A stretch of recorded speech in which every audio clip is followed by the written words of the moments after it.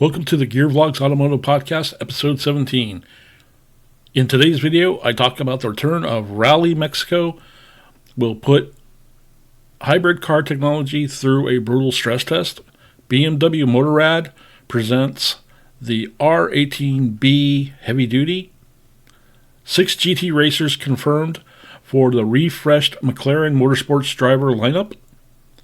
The Ducati Museum and Automobili Lamborghini Museum experience is born, and my interview with Cold Air Performance founder Dustin Woolf, 2021 SEMA Launchpad winner. If this is your first time here, thanks for clicking that play button. I'm Mario Gear, and I've been involved in the automotive industry for well over 15 years. I'm sharing my enthusiasm for all automotive topics with you. Let's begin. The return of Rally Mexico will put a hybrid car technology through a brutal stress test. The Toyota GR Yaris, Hyundai i20N, and Ford Puma Rally 1 hybrids face their first major test amid high altitudes and high heat. After a 3-year hiatus, the FIA World Rally Championship is going back to Rally Mexico. The stages will kick off on Thursday, drawing WRC teams from Hyundai, Ford, and Toyota, which are competing in Rally 1 hybrid cars that debuted last year. As the season's first gravel round, Rally Mexico will put the hybrids through a stress test in conditions they haven't been exposed to yet. The previous rounds of the 2023 WRC took place under the winter conditions of the Rally Monte Carlo and Rally Sweden in what Toyota Gazoo Racing calls a stark contrast to the conditions at Rally Mexico. Ambient temperatures there can be as high as 30 degrees Celsius or 86 degrees Fahrenheit, which may not sound hot enough to stress the machines, but the event's combination of high temperatures, high altitude, and gravel will be a baptism of fire for the hybrids. While the first stage is set in historic, I'm not going to even pronounce that name. You'll have to read the article for yourself. Along the capital city, narrow cobblestone roads and old mining tunnels, latter stages will run in the mountains overlooking the city of Leon. Those courses climb over 2,700 meters, roughly 800 feet above sea level, making it hard for the rally cars to breathe. Rally 1 machines are powered by a 1.6 liter turbocharged inline 4-cylinder engine, which can lose up to 20% of its power at those altitudes per Toyota. That's where the Hyundai i20N, Ford Puma, and Toyota GR Yaris hybrids will rely on their electric motors to make up the power loss. Together, the i4 combustion engines and hybrid generator units make over 493 horsepower and 369 foot-pounds of torque in hybrids that weigh a mandated minimum of 2,780 pounds. The electric motors alone adds 134 horsepower and 133 foot-pounds of torque during acceleration. But the new hybrid tech in these cars is unproven under the exact conditions awaiting them at Rally Mexico, since the last time the event took place was in 2020, before the hybrid cars were released. Teams have been testing Rally 1 cars in similar conditions in Spain, but any testing outside of Europe is against the rules. So Rally Mexico will be a new challenge for the hybrid drivetrains. Toyota hopes to repeat its win from 2020 with Sebastian Ogier at the wheel, who's returning to Rally Mexico with TGR. Ogier is tied with Sebastian Loeb for the most wins at Rally Mexico with a total of 6 wins. And whatever lessons TGR may learn about the hybrids in the hot and high altitude stages of the event could make it to the new Toyota Prius someday, which is still due for its GR variant. In the U.S., Rally Mexico is scheduled to take place from March 16th through the 19th.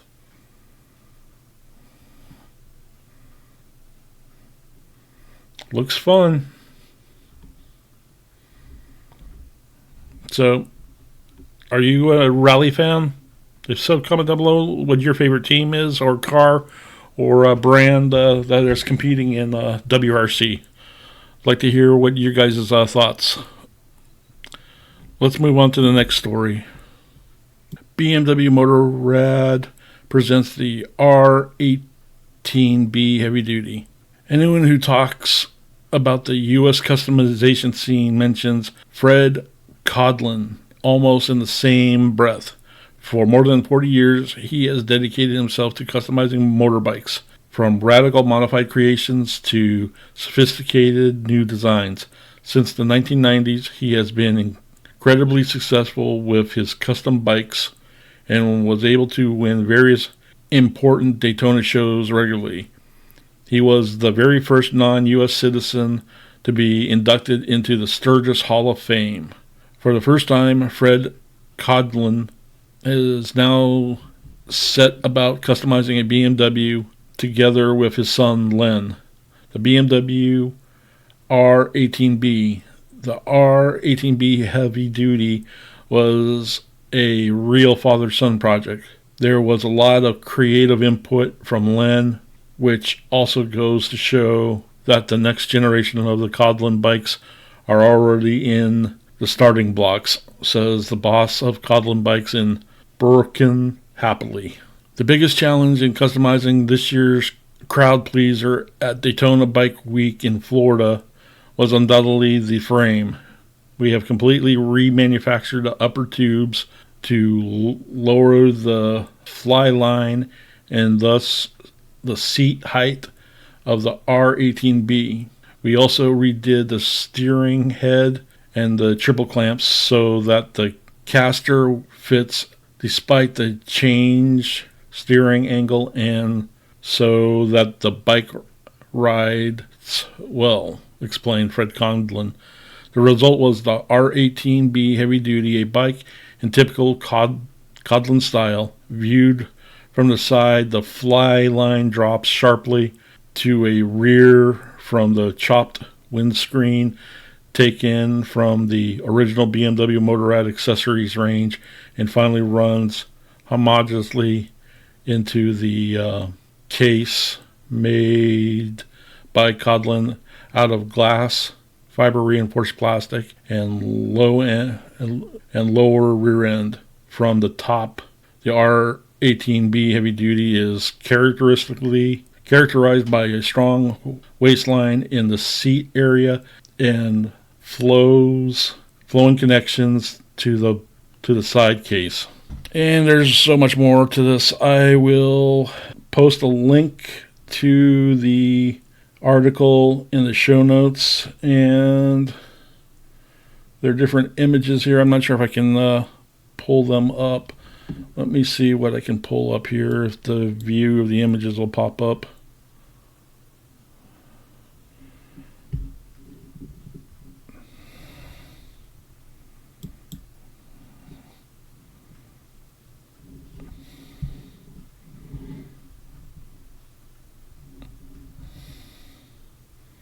There we have this one here.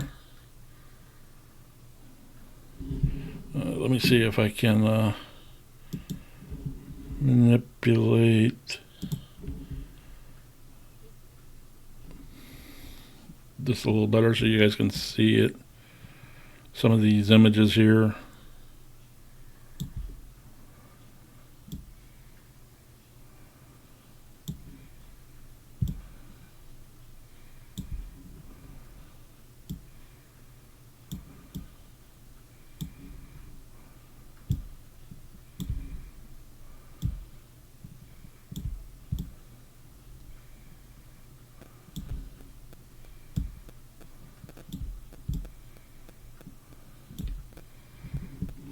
Okay, let's see how this turns out so you guys can check them out.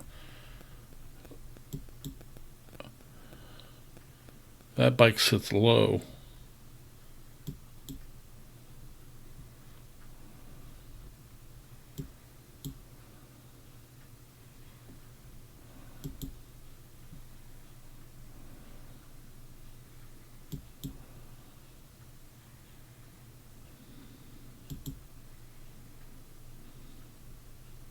And there we have it.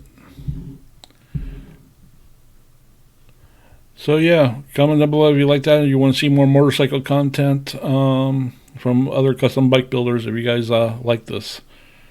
Let's move on to the next story. Okay. 6 GT racers confirmed for refreshed McLaren Motorsports driver lineup. McLaren Motorsports refreshes the driver lineup for the 2023 season.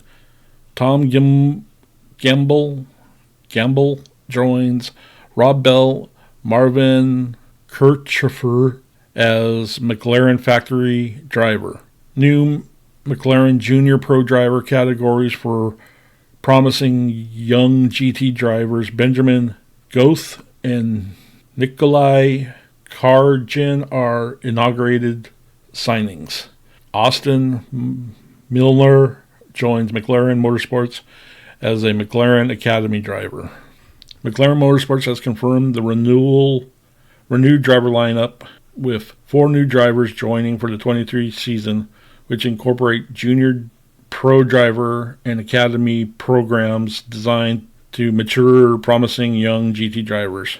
And I'll have links to this article. You guys can check it out and whatnot. Move on to the next story. Getting a little bit pressed for time a little bit here. Here we go.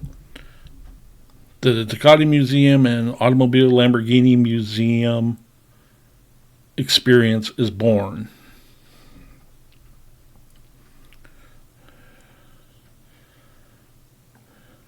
Ducati is updating the Borgo Panigale experience, a path the company has developed for everyone who wants to enter the world of Ducati in Borgo Panigale.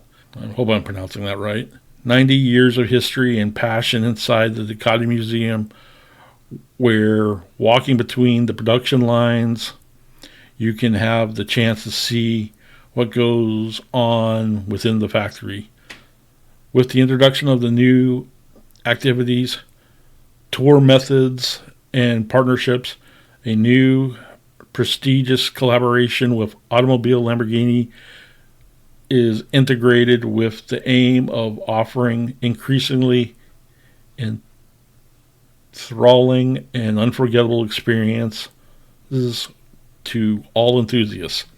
The Ducati Museum and Automobili Lamborghini Museum experience from March 25th until May 7th has been designed for all fans and automobile enthusiasts who want to personally experience and discover the motoring talent, creative knowledge, and passion of 2 Motor Valley excellences that export made in Italy products around the world. The tailor-made package for the new experience makes it possible to tour both museums in just one day and pay a reduced admission price for the 2 tickets and a free shuttle bus service that offers rapid, direct museum transfers between Borga Panigale and St. Augustus Bolognese. This opportunity can be benefited only on Saturday and Sunday and for a group of maximum of 15 people, with guided tours led by qualified guides for both museums in both Italian and English on alternating weekends. To access the museum at a reduced rate and to use the shuttle bus service, booking is mandatory. This can be done either on the Lamborghini website or on a dedicated page of Ducati's website, where the timetables and fares of the experiences can be consulted. So yeah, there you go. I'll have links to this art press release. So if you're planning on being in Italy, something to consider. Up next is my interview with Dustin Woolf of Cold Air Performance. He is a 2021 SEMA Launchpad winner, and I'd like to hear about how it's been about 16 to 18 months since he won the competition, and how following up with him on him and his company and how he's been doing. And I think you should like it.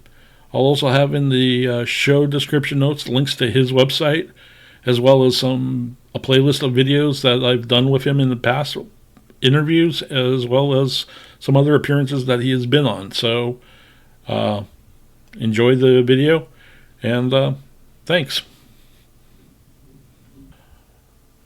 My first guest is Dustin Woolf, founder of Cold Air Performance. Thanks for joining me, Dustin. Yeah, thank you for having me. Appreciate it. No problem, man. Last time we talked was, I guess, in the SEMA 2021 on the Launchpad Corral. So how have things been for the last, 16, 18 months since you won the Launchpad? It's been an eye-opener, man. It's been exciting since winning the Launchpad, and then just kind of switching gears, taking back, all that criticism and instruction from, all the industry moguls that are out there and the judges that were part of the competition, taking what they said, and putting it to work. It's been very busy. It's been extremely busy. Like I said, we switched gears from high performance to diesel, so that's been our main focus, and, it's been fun though.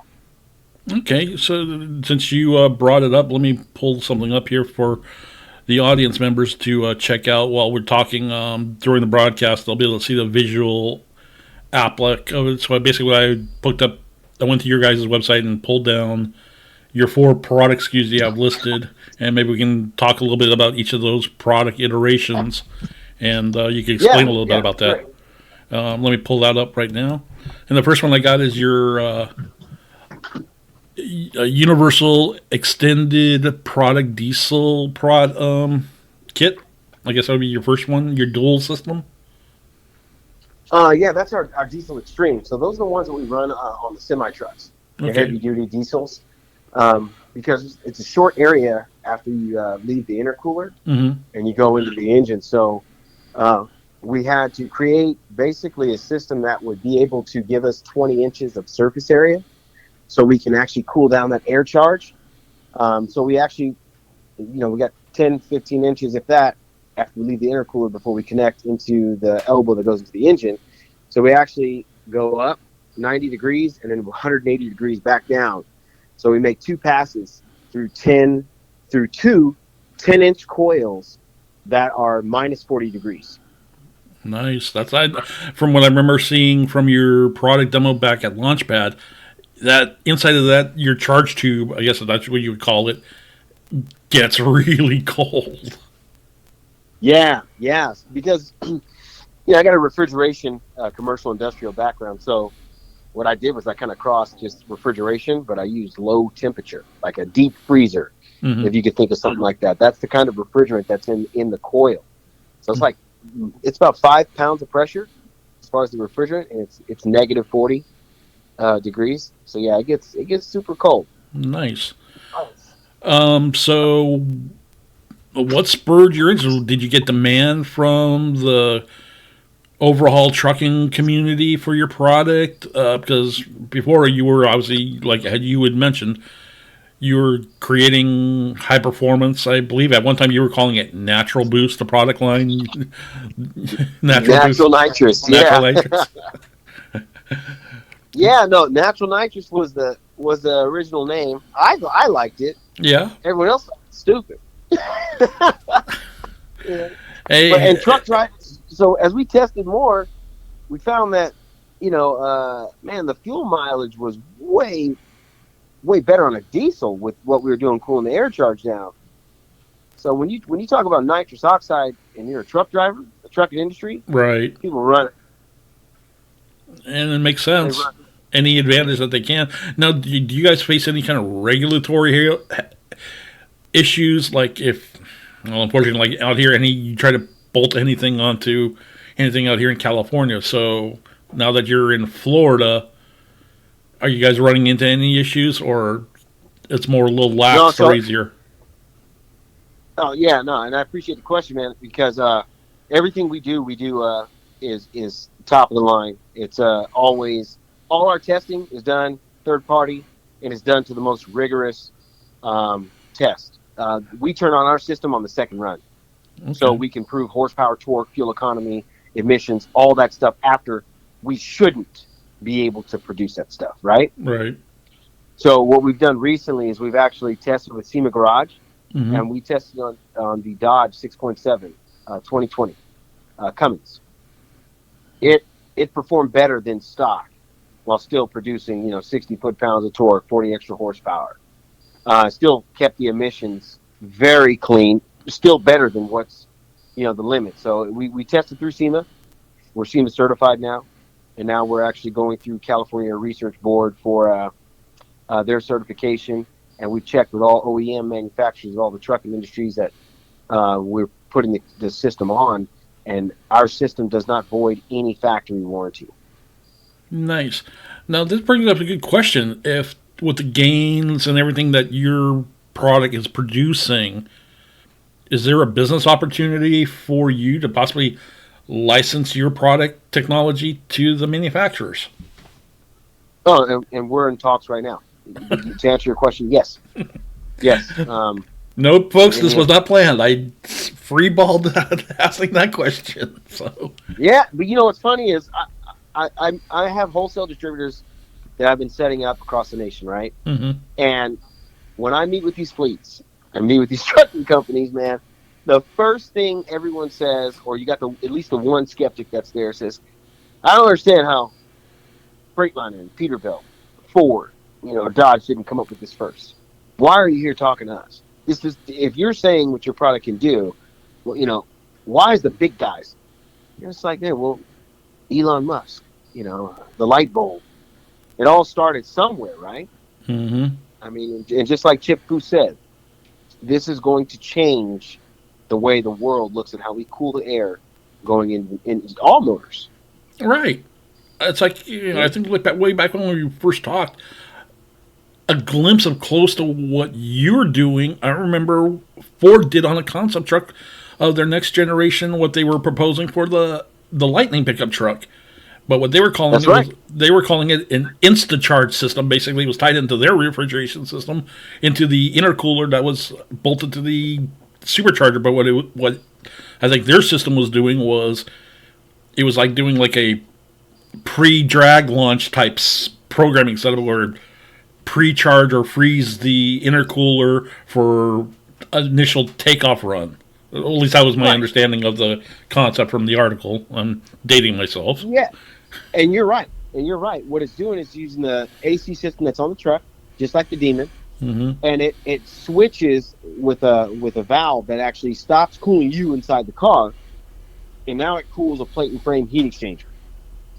That plate and frame heat exchanger is tied into the coolant reservoir for the air to water intercooler. Now you don't have, well, first off, now you're taking energy, you're robbing horsepower and torque and efficiency from the engine, because now you got to spin this compressor. Right. Then the compressor turns off, even with the Dodge Demon, it turns off after 4,500 RPM. You don't have a huge reservoir of coolant fluid for your air to water intercooler. So in one run, 10 to 12 pounds of boost, that stuff heats up immediately, and now you're back to the starting line. Right. With our system, it's standalone, it's electrically driven, it's not 134A, which is 32 degrees, 40. We're minus 40. Right. So the compressor only draws 5.6 amps. That's the new style scroll compressor we use. There's no parasitic drag on the engine, and it's something that can run continuously. So you get cold air on demand as long as you want, all the time, not just for a short spurt. And you still have air conditioning inside the cab for you. Perfect, man. So obviously you part of your from your SKU market, you're addressing obviously the diesel end market, the heavy equipment diesel end market, but you're still taking care of like the Joe Racer, Weekend Racer for their applications too. Oh yeah, oh yeah, man. We did a two guys garage back in October of last year, and it just seems like Monday we're flooded with one-offs. You know, whether if it's a custom build, hey, I got a new C8 Corvette, so we're constantly R&Ding for the high performance side, as well as doing the trucking, heavy duty diesel as well. Cool. So obviously business that sounds like good because I know I saw on your website you're now like you're build to order your kits and they're like your lead times are like what 45 days right now. Yeah. Yep. Yep. Yep. Okay, well that's understandable considering that you look at the parts and then I don't think anyone's actually seen your coolant coil inside it. What's all entailed? It's almost like a double coil system if I remember correctly. That's right. Yeah. One of the inner coil goes clockwise, outer coil goes counterclockwise. We increased the pipe diameter to 4 inches and reduced back down to 3 inch. Another thing to note too is I know when people they look at airflow of what they've known, and they go, you can't put nothing in the airstream; it's going to restrict. Well, we've measured 1,000 CFM through our coil with stepping up to 4 inch and reducing back down. 0.5 inch of water column drop, pressure drop across the coil, which is not much at all. So we've done all our dyno testing with stock. Mm-hmm. Put the pipe in, or do it stock, run it 400 horsepower. Put the pipe in, 400 horsepower. Okay, turn the system on, 430 horsepower. So we're not seeing any losses for even if the system's not even on. Right. We're still not seeing a drop in efficiency or performance. Yeah, it'd be interesting. It's like, have you ever been one that had those situations where you're driving a vehicle, unmodified, so to speak, and you're going up like a steep hill, and you feel like you're chugging along, trying to get up the hill, or you have to give it more gas? I'm wondering what the driving effects would be with your product on that scenario. Increase power, increase torque immediately, and because you're actually refrigeration theory. The definition is to absorb heat where it's not wanted, Mm-hmm. and rejecting it to where it does not matter. That's all we're doing. It's very simple. It's taking the heat energy out of the air, so the actual oxygen atoms are not expanded, needing to be apart, separate, because there's energy, heat. We bring all the oxygen back together. Now, how that works with combustibility, there's more oxygen. Now, as far as how the car performs individually, the cars perform based on inlet air temperature sensor or mass flow air sensor, which the sensor's built, it's integrated in. It makes the adjustments for fuel air ratio, timing, based upon the cooler air. That's how you get the extra performance instantly just from a cool air charge. Okay, perfect. Amazing. Now, kind of like since you were, I guess we could say you're a Launchpad alum, and it's getting to that time of the year where SEMA is going to be start opening up the application bank, so to speak, for the 2023 competition. What had Launchpad has done for you, and what advice or encouragement could you give to the next Dustin that's out there that's thinking about it? Don't think, just do. And be creative with your video. Yeah. No, I did the young, I think it was Young Entrepreneurs Network for SEMA, and a woman had asked me. She said, "If you can go back, what would you do different if you know what you know now?" And I said, I wouldn't do anything different after I gave it some thought. And she goes, "Why?" I said, "Well, if I knew how difficult things would be, and if I knew the challenges I would face, I probably wouldn't have done it. If I knew how hard it was going to be, I wouldn't have done it. But the fact that I didn't know, I wouldn't change it, because the things that I've learned, the people that I've met, the connections I've made, you probably can't even pay for that. And not to mention it being organic, that stuff, man, you never forget. And those experiences that are so live like that, man, they change your life, man. I'm totally a different man, friend, entrepreneur. I'm different from what experiences I've been exposed to. So I'm grateful for the whole experience, but it's just been incredible, the whole experience. Oh, I know, and like I said, when I interviewed you back in 2021, that was my start for me as far as interviewing seeing what SEMA was doing with the Launchpad competition. And back then, all I wound up doing was, like, I think I interviewed like the top 3 people who made the final round of the competition, whatever. But so that sparked an idea for me, and says, okay, when I come back here next year, my goal is going to be to interview all 15 of the finalists. And knock on wood, I got 14 out of the 15, but for the interviews. And then eventually, when SEMA announced the top 5, I then reached out to each of them and got 4 out of the 5. So to interview, to tell their story, and it was also at least I'd like to think I gave them an opportunity to, hey, practice your pitch with me, because basically when it came for that Wednesday, one-on-one, for the final, I guess, determination of who the top two finalists are going to be. They're going to the awards banquet. The hot seat. Yeah, the hot seat, exactly. Now, here's a question for you. Since I didn't make it to the award banquet ceremony where you were announced the winner, did they have the same voting style as they did last year, where they had the audience, vote in by phone, or was it a different process? Yeah, they did. It was the first year they did that, but yeah, it was the same process. Okay, perfect. Yeah, because actually I was there. I made it, this year I said to myself, because, well, we have both a mutual friend, Kevin Robinson. Yeah, my man. Yep. That's my man. Yep, same here. I was rooting for him as well last year, when you and him were competition.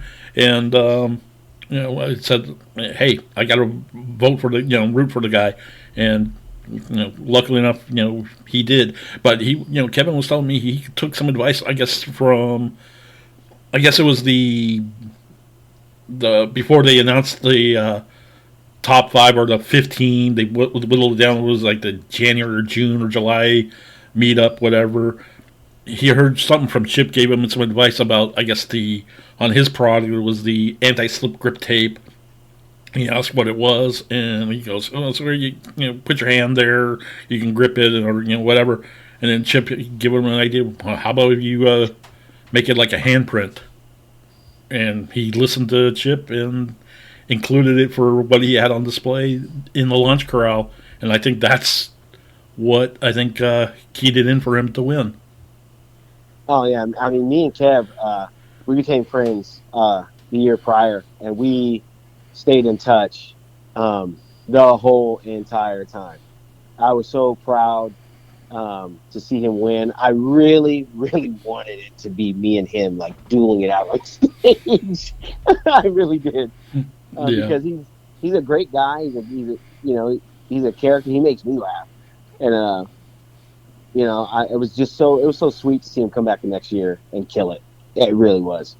Oh, I know. It's literally, it's like I literally followed him after the award. Everybody left outside, and I think I saw you walk up to him too to congratulate him outside of the banquet hall as they were doing that last minute film taping bit for the special that they're going to air, I think, in April. I didn't want to go into that. I'm like, man, this is your mom. He's like, come over here. I'm like, no, man, it's you. You won. Oh, it's after he was all done. I had to pull up with him with my camera, pull up the you just won Launchpad, where are you going next bit? Yeah. No, he's his family's amazing too. Yeah. One of his sons actually worked with the production crew, and he was on there filming his dad. Yep. Which is pretty cool.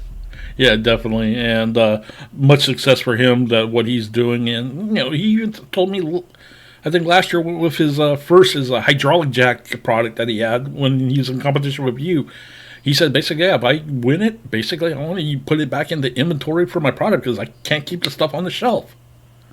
And yeah, and so I hope he's got great products, man. Yeah. Great products, simple, and just they work really well. Exactly. So cool. Are you going to be attending SEMA this year? It's up in the air because just things are so great. I mean, I like I said, man, we relocated from California. We got a whole new shop facility out here in Marietta, Florida. We got manufacturing here, Lodi, California as well. We got wholesale distributors. I'm actually teamed up with Hardway Performance Diesel, Race Chip. USA is in the building too. The European piggyback tuning software we're working with. So we got a lot of interesting things going on.